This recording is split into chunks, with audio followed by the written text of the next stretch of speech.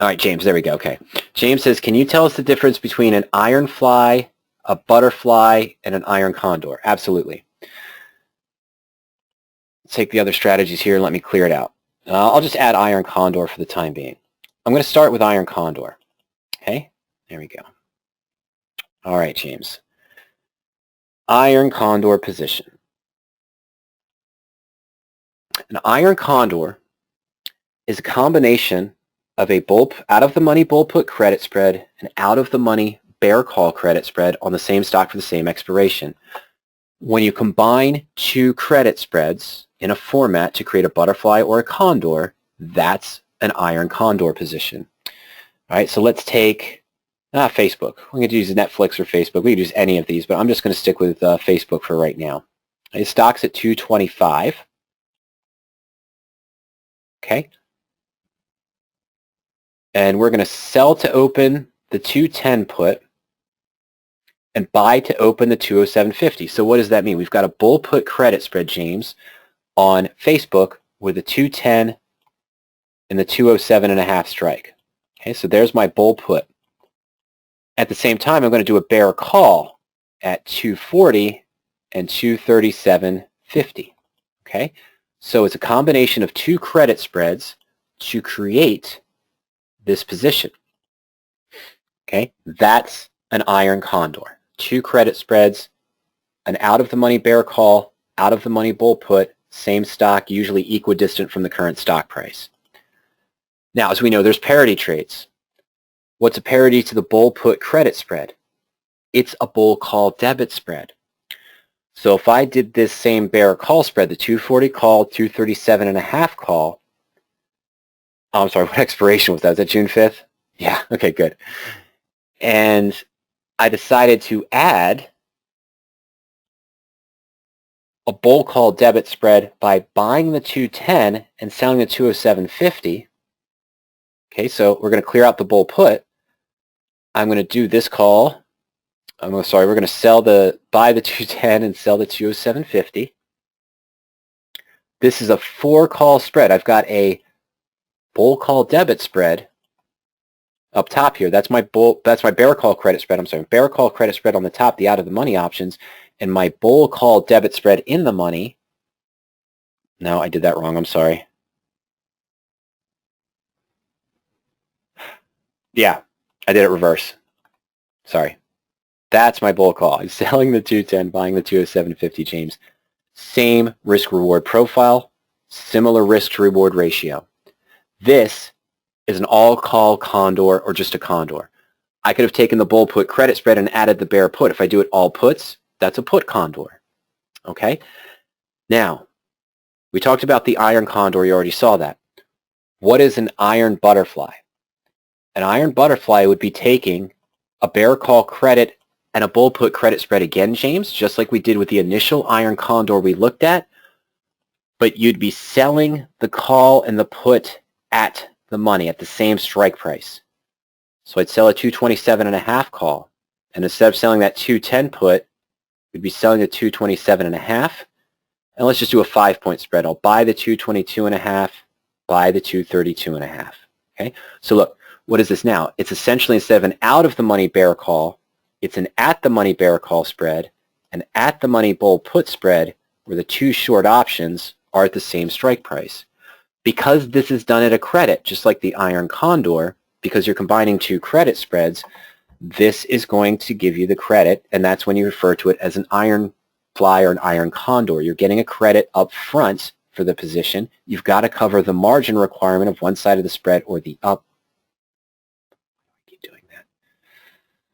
Oh, sorry, folks. There we go. Yay. Okay, that's an iron butterfly. Peaked profit and loss chart. Good risk-reward ratio. You can usually look to make 3 or 4 times what you expected to make on the position. Okay? Then you're risking on the position, sometimes 5 or 6 times as much. So you see here, you've got this high potential return of 426. In the worst case scenario, you're only risking 74. My personal trading experience, what have I found?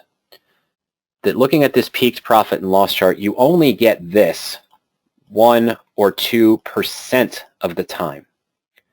you end up in this range maybe 5 or 6% of the time, and you're in this zone here, which is still a win, but it's more closer to the max risk, probably 30 or 40% of the time. You get down here about 25 to 30% of the time. Okay, so it's 30 to 40, let's see, 70, 75, yeah, that's about right. And then about 10% of the time, you're either here or down in this range as well. Butterfly success is really based on managing the positions. But Iron Condor, combination of a bull put and a bear call, of course, on the same stock, equidistant from the stock price. Iron Butterfly, bull put with a bear call, we are selling at the same strike, which usually gives you a better risk-reward ratio as far as the risk factor to what the potential is to make, but you don't ever rarely get the max profit shown on the butterfly position. If it's done at a debit, if you use all calls or all puts, you can still mimic that creation of the condor, but it'll be done at a debit. That would be a standard condor. And the standard butterfly here is if I did the bear put debit on this side instead of the bear call, I did an all put butterfly, it'd have the same risk reward profile, but it'd be done as a debit instead of a credit. And if I did it as all calls, that would be the same thing. So butterfly, by definition, is any kind of structure that gives you this. You can do it with all calls, combination of a credit and debit spread, all puts, combination of a put credit spread, put debit spread, or an iron would be doing it as two credit spreads, a bear call and a bull put, and that would also be the iron condor, but you're going further out of the money in this case for better probability of success. All right, okay, there we go. Okay, so that's the difference between those four positions. And that's so Chuck, that's sort of there as well, okay? James says, so butterfly is the same as ironfly? No, ironfly is the combination, an iron butterfly, I think, what I call an iron butterfly, ironfly, is when two credit spreads are used, the bear call and the bull put, and the short options at the same strike price. Commonly, just the term butterfly, James, is when it's all calls being used, 4 call options being used, well, okay, 3, because you're selling 2 at the same strike price, and you're buying an in-the-money call and an out-of-the-money call. You've got a bull call debit with a bear call credit, or with all puts. Okay, so when it's just all calls or all puts, it's done at a debit, and it's called a butterfly. Same parity structure. When it's referred to as iron, means you're doing a bear call credit spread or a bear call credit spread, the bull put credit spread as well. Okay. All right, let's see here. Roy quickly says, Mike, I'm new to options trading. Is it better to trade in stocks or indices? Well, that depends on what your goals are and what strategies you're using. That's a tougher one to answer, of course. You might want to focus on ETFs first to get more familiar. Standard ETFs, not 2 times, not 3 times, not anything along those lines, just standard ETFs, SPY, IWM, QQQ, with more conservative positions, collars, married puts, things of that nature, to help you get your feet more wet as well in that case, okay? Roy says, going back to Roy while I'm waiting for there. Let's see here, Roy, you said my apologies came in right there. Okay, so you're from the UK and the regulation doesn't allow me to trade ETFs. I had no idea. That is very interesting. Okay, so you have to trade stocks. Okay, so good. Let's think about some things similar. Why did I recommend SPY, QQQ, IWM, Roy, for starting trading? Well, because they're a bigger mix of companies. You don't have to worry about earnings in a stock, then ETFs suddenly falling 15, 20, 25% for poor earnings. It might fall a few percent based on if the big stock in that ETF or index took a big hit that day, and NASDAQ or something along those lines, a big hit hits Amazon or it hits Netflix or takes out Apple, for example. You probably see a movement. But yeah, so it's a good point. So you're looking to do a secured put on BAC, but the premiums are in a sense. Right. So you want to be conservative on stocks. Maybe you want a lower cost. I'm sorry, I'm not a naked put anymore. So we can go to the naked put search. The weekly picks of the day and the monthly picks of the day are good, Roy, but they're probably going to be a little bit more volatile for what your needs are. Let's see here. Actually, you might want to go to sample searches, Roy. Take a look at sample searches and go to broker and advisory recommended. This is one that's looking at just those stocks that are in the S&P 5-star list, of course, and if I wanted to do shorter term or if I wanted to do just weeklies, we could change that. I'm going to change this to 5 to 20 days, okay? Let's just take that. I'm sorry, let's just take that out as well. Let's see what we got here. Okay. 63. So now some of these are a little bit risky. Delta, Win, Royal Caribbean, of course. They're still in that range in the S&P 5-star list, but there's a lot of volatility in the market right now. Do not touch this one. Moderna is not a good thing to be in a naked put. It's all over the map because of the, as you know, of course, the different settings. So let me get to the point. Want something with a lower volatility? Yeah, let's drop the. Let's go to the stock volatility, the historical volatility. Let's drop that down to, let's say, less than 0.55. And at the same time, yeah, we're going to be stocks that are trading in an uptrend, good broker recommendation. We're going to increase the average stock volume. But this is a good starting point. I just see a lot of things. Oh, JD.com. That's not a bad one. Comes up 54.33, lower volatility, 2.8% yield for 14 days with a bid of 128. That one's not too bad. There's not a lot of great positions in here because I restricted the volatility. So that's one thing that you would consider. There's other stock lists there in that. Frank says, can you do one-day trades? No. What I meant by that, Frank, because I didn't understand his question, is that I do have some customers I've talked to who will only open certain positions, such as a naked put, and they call it a one-day trade, but I don't call it a one-day trade. They do open a naked put or a bull put credit spread the Friday of expiration. Okay, that's all they do. They open it Friday morning at 9:30, 9:32 to expire that day. And they don't trade that strategy for the next 4 days. They trade other strategies. But no, at this time we can't do one-day trades. And yeah, that's what I mean by that, Frank, is SPY and SPX recently created a giant conundrum. Well, it's useful and it's profitable, but it's a conundrum for the people in the background here that are trying to program tools, not me, but the real bigwigs and the real magic workers here at Power Options, the programmers. When SPX started to release Monday, Wednesday, and Friday option series, so you can trade just about every other day on SPX and SPY. And my thought on this, Frank, is this is very similar to how the weeklies originally crept up. Way back when, I have a blog article when it first started, but there were 5 power stocks that offered weekly options. First, it was SPX and SPY, of course, because you have to have them on the ETF if you have them on the index. And then I believe it's probably Apple, Bank of America, as we were just talking about. I think Citigroup was one of them. It was ABC. I don't think it was Facebook originally, but they were in the next batch. But there were 5 stocks that released the weekly options. And remember the original weekly options, right? You had a weekly series, and then as you came up to that Thursday before the Friday expiration, the next week was released. Okay, then it started to grow. Then there were 200 stocks. It was different increments, but about a year later, there were 200 stocks that offered these 1 week out options, and the new one would always come out on Thursday prior to the Friday expiration. I think when they got to 300 or 400 stocks that offered weekly options, that's when it was about 300, I think. That's when they started offering this 5 to 6 week out.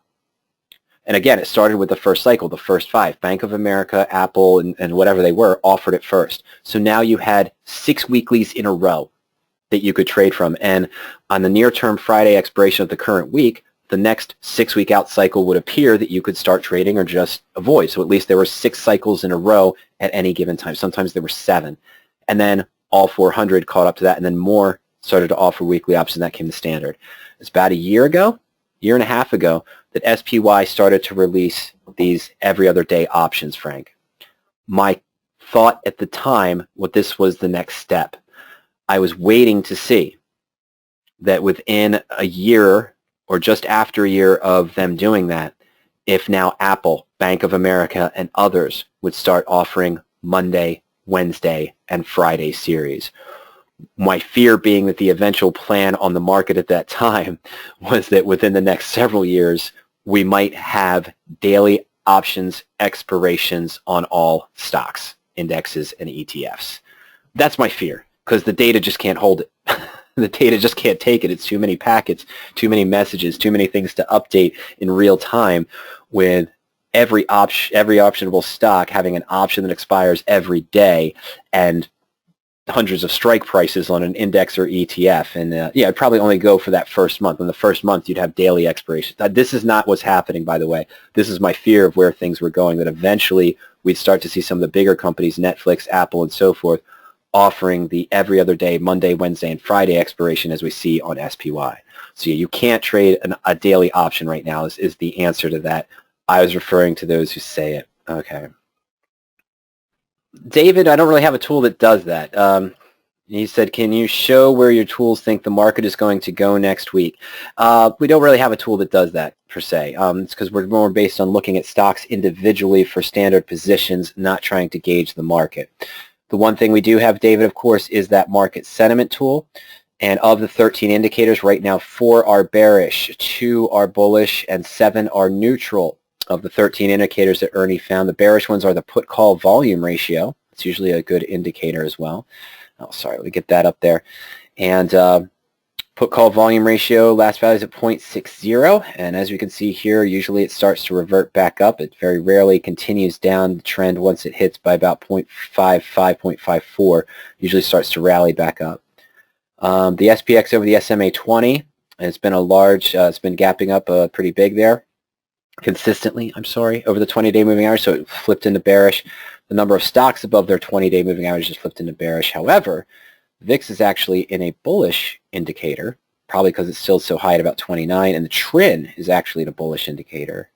And the MACD gap, of course, we'd expect is in a bearish, and all the others are neutral as well. Okay, yeah.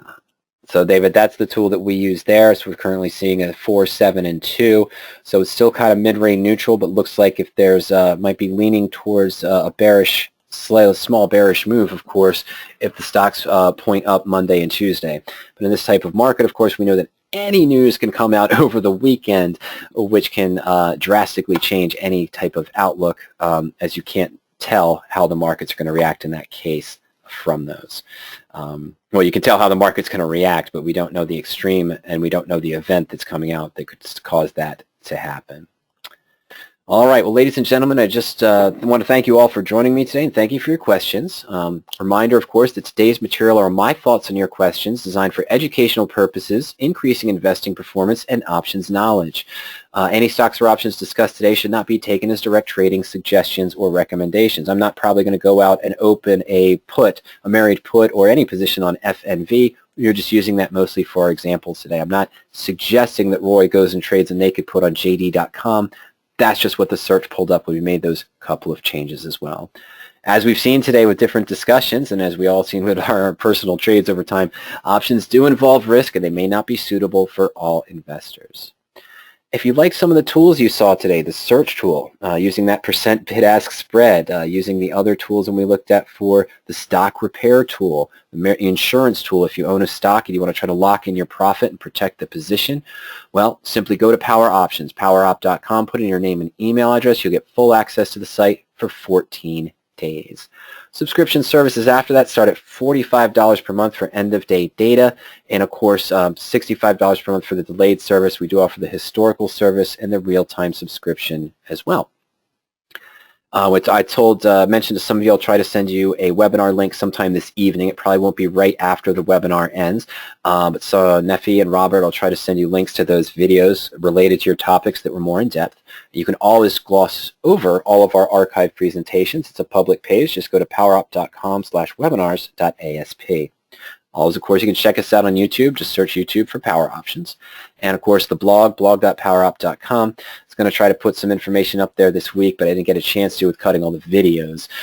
Reminder there, of course, this webinar was recorded. I'm going to spend time over the weekend and possibly this evening at some point slicing up the videos into different segments that match up and are on the same topic lines there, so you get shorter bites. We've been online for about an hour and 45 minutes, so don't want to put up an hour and 45-minute video anymore.